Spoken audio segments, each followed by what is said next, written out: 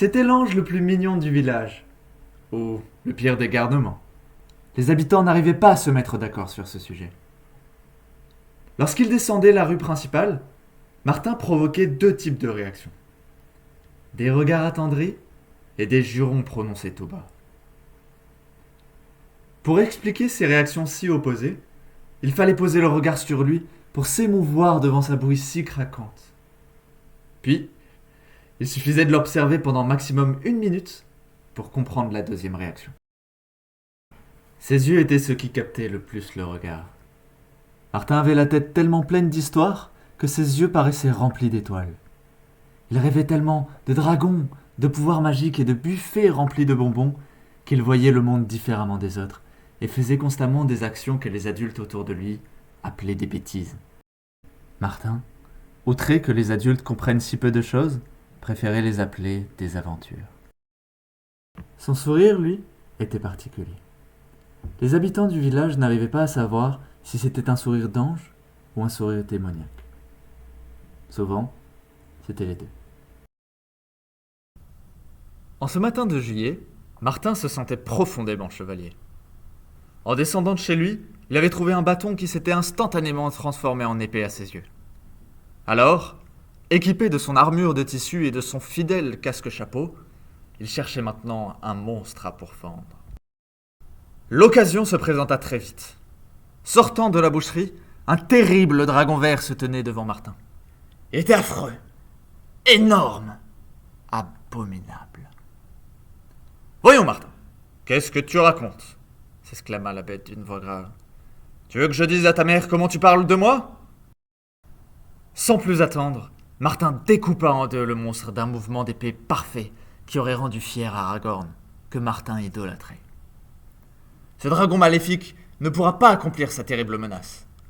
Martin avait une fois de plus sauvé son village, pour ne pas dire la terre entière. Avant tout, Martin s'était sauvé d'une punition. Après avoir crié « Maintenant, tu ne feras plus de mal à personne, sale monstre !» Martin continua sa promenade, fier comme un coq, le torse bombé et le menton haut. Après avoir assisté à la scène, le dragon coupé en deux rentra chez lui, en se disant que, décidément, il ne comprenait plus la jeunesse. « Ah, c'est vraiment une bonne journée pour être un chevalier !» se félicita Martin. Il aperçut dans la vallée une ferme attaquée par une armée de monstres cornus, et la forêt, au nord, semblait regorger d'histoires et de trésors. Après tout, une forêt sombre et effrayante regorge forcément de trésors étincelants. C'est bien connu, se dit le petit chevalier.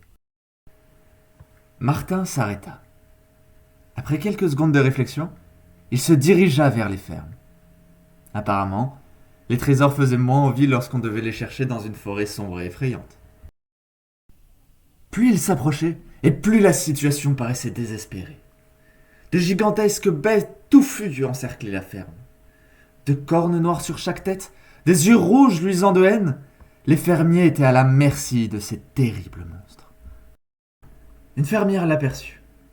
Soulagée de voir le héros local, elle cria d'une voix paniquée « Martin, si tu fais à nouveau peur aux moutons, tu verras !»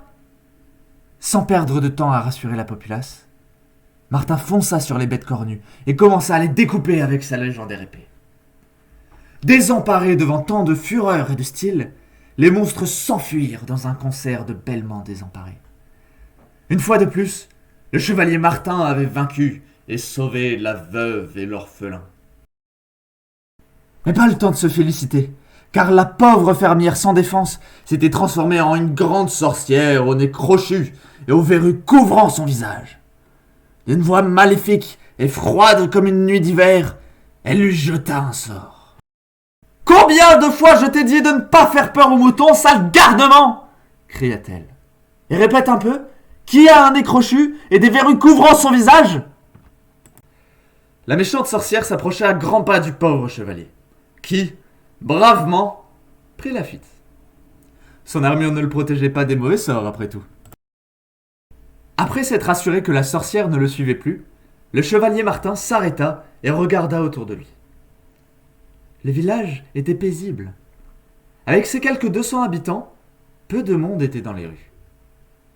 La plupart étaient partis travailler dans les champs, sortir les vaches, ou essayer de rattraper les moutons qui s'étaient enfuis, paniqués pour une raison inconnue.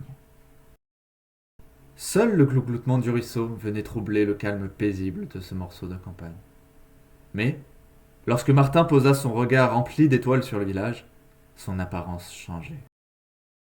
Des gargouilles se posaient sur les toits de chaume, des fées venaient barboter dans l'eau, et des petits lutins venaient voler les chaussures des habitants.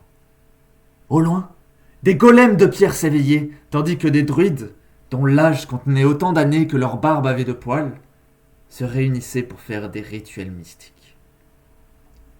C'est une belle journée pour être un chevalier, se dit Martin. D'un pas décidé, le chevalier aux étoiles se dirigea vers ce village rempli d'aventures.